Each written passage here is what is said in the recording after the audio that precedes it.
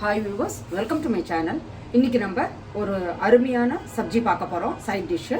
இது வந்து இந்த பரங்கி பிஞ்சு பரங்கிக்காய், பரங்கி கொட்டம்பா. அது இலசாக இருக்கிறதுனால அதோட தோலோடையே நீங்கள் வந்து பண்ண முடியாது.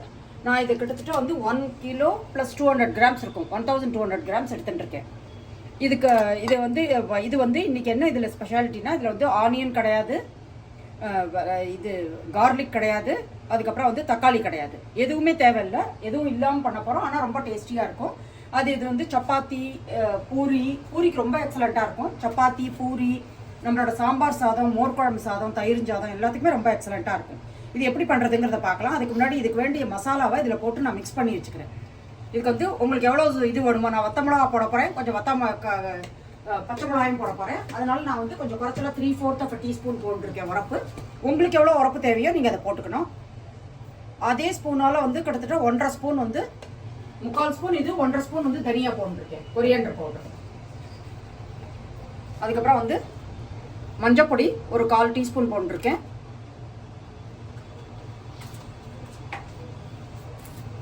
கொஞ்சமாக கரம் மசாலா உங்களுக்கு எவ்வளோ தேவையோ அதுக்கேற்ற மாதிரி போட்டுக்கலாம். நம்ம வீட்டில் ப்ரிப்பேர் பண்ணது அவ்வளோ தாங்காதுங்கிறதுக்காக நல்லா குறைச்சி போட்டுருக்கேன்.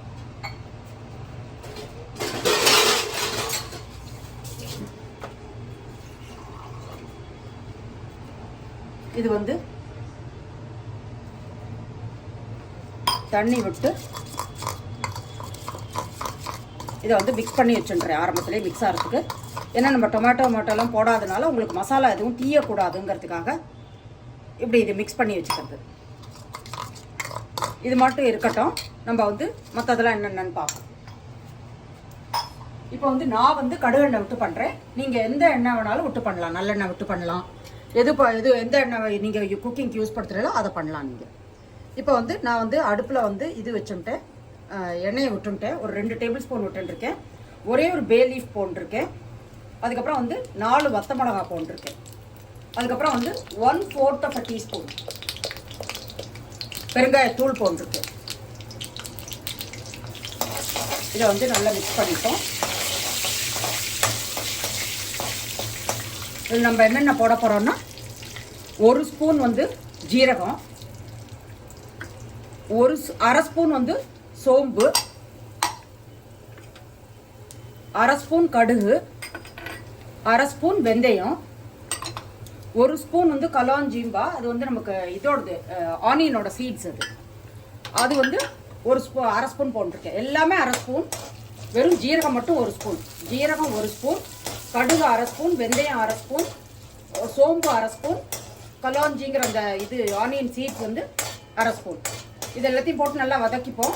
இதில் வந்து நமக்கு கடுகு வந்து வெடிச்சிரும். இப்போ அதோடய எல்லாம் வந்து உங்களுக்கு வெந்தயம் பொரிஞ்சிரும், எல்லாமே ஜீரகம்லாம் பொரிஞ்சிரும், எல்லாமே பொரிஞ்சிரும். அதில்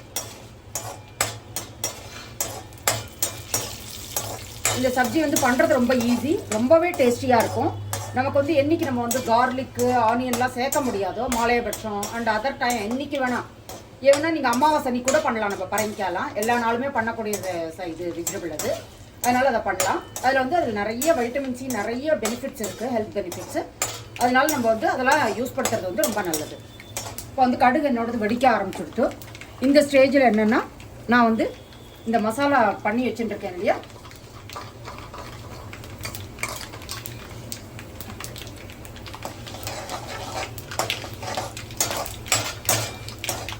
மிக்ஸ் பண்ணி வச்சுட்டுருக்கேன்னு. அதை வந்து என்னென்னா, ரெட் சில்லி பவுடர், தனியா பவுடர், மஞ்சப்பொடி, கரம் மசாலா, அதிலேயே கொஞ்சம் தண்ணி கலந்து வச்சுருக்கேன். இப்போ நமக்கு வந்து இது கருகிறதுக்கான சான்சஸே இல்லை, கீழாது எதுவுமே. எண்ணெய் வந்து உங்களுக்கு எவ்வளோ வேணுமோ அதுக்கு ஏற்ற மாதிரி விட்டுக்கலாம். இது வந்து ஒரு 2 நிமிஷம் நல்லா வதக்கிடுவோம். ஆல்ரெடி இது ஊறி இருக்குது, பச்சை வாசனை போயிருக்கும்.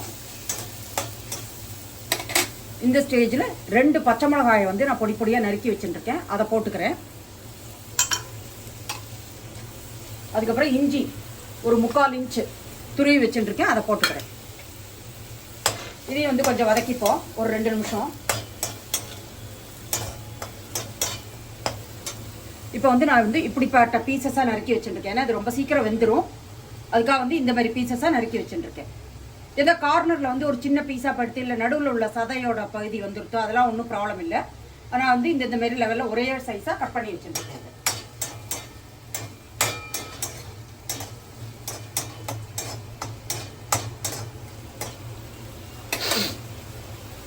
இப்போ வந்து இந்த ஸ்டேஜில் வந்து நான் வந்து ஒரு ஸ்பூன் வந்து ஒரு ஹீப் டீஸ்பூன் வந்து இது போட்டிருக்கேன், நாட்டு சக்கரை போட்டிருக்கேன். நீங்கள் ஒயிட் சுகரோ ப்ரௌன் சுகரோ வெல்லமோ எது வேணாலும் போடலாம். நீங்கள் அதையும் மிக்ஸ் பண்ணிட்டேன் நல்லா. இப்போ வந்து நம்மளோட பரங்கிக்காயை போட்டுக்கிறேன்.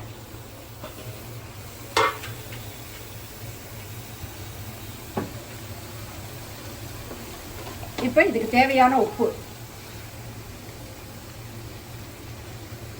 கிட்டத்தட்ட 1 டீஸ்பூன் நான் போட்டிருக்கேன். இந்த குவான்டிட்டிக்கு தேவையாக இருக்கும். கொஞ்சம் குறைச்சி நீங்கள் போட்டுக்கலாம். அதுக்கப்புறம் ஒன்று லாஸ்ட்டாக செக் பண்ணிக்கலாம். நம்ம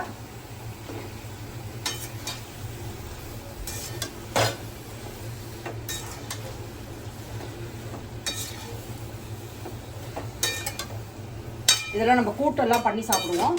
ஒரு சேஞ்சுக்கு இந்த கறி பண்ணி பாருங்க, ரொம்பவே உங்களுக்கு டேஸ்டியாக இருக்கும். இது நல்லா மிக்ஸ் பண்ணியாச்சு. இதில் வந்து நல்லா நம்ம தண்ணி கலந்து அந்த மசாலா எல்லாத்தையும் விட்டதுனால இது வந்து நல்ல இதோட வந்து இதுவாக ஒட்டி இருக்கும். அந்த இதோட வெஜிடபிளோட நல்ல இது மிக்ஸ் ஆகிடும் நல்லா.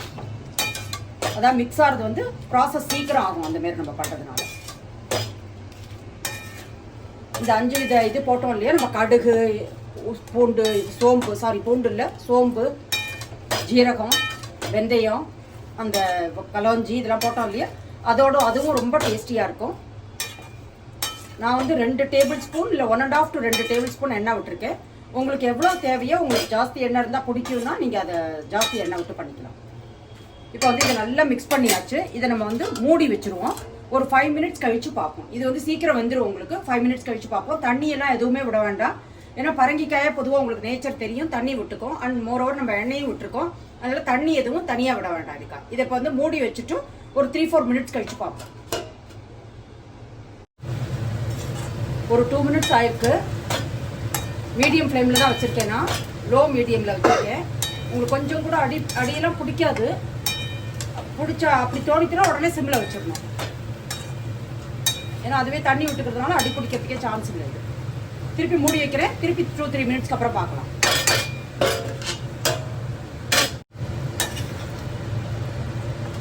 another 5 மினிட்ஸ் ஆயிருக்கு. அதாவது ஒரு 7 to 8 மினிட்ஸ் டோட்டல் ஆயிருக்கு. வெந்துருத்து ஆல்மோஸ்ட். இன்னும் கொஞ்சம் வேகணும். ஒரு 2-3 மினிட்ஸ். திருப்பி மூடி வச்சுடுறேன்.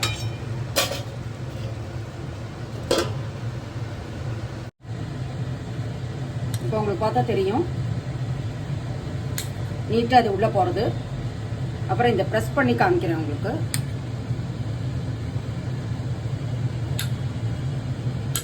வழுக்கிறது கை, அதர்வைஸ் இது வெந்திருக்கு நீட்டாக. நீங்கள் வேணால் ஒரு பீஸ் எடுத்து போட்டு பார்க்கலாம்.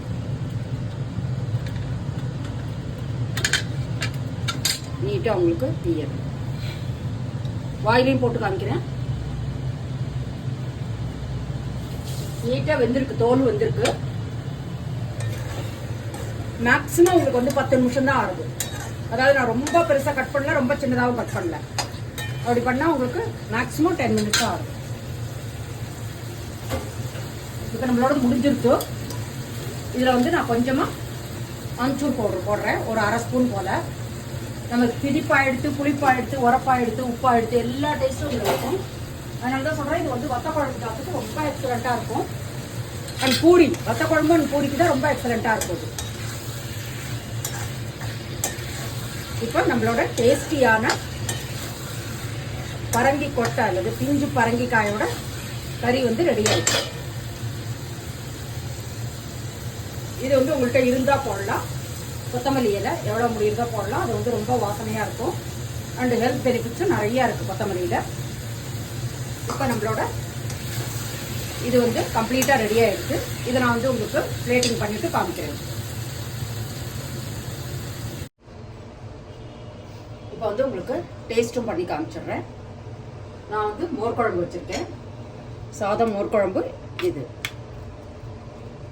நீங்கள் கட்டாயமாக வத்த குழம்போடையும் பூரியோடையும் சாப்பிட்டு பாருங்கள். இது ரொம்ப எக்ஸலண்ட்டாக இருக்கும்.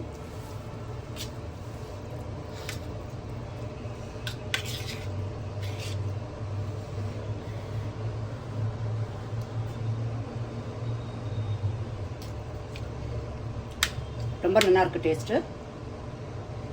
இந்த திதிப்பும் புளிப்பும் உரப்புமா அந்த வெஜிடபிள் சப்ஜி வந்து ரொம்ப நல்லா இருக்குது.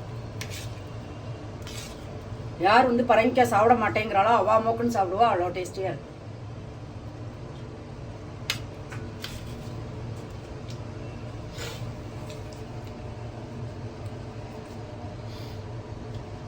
இந்த பரங்கிக்காய் சப்ஜியை கட்டாயம் பண்ணி பாருங்க.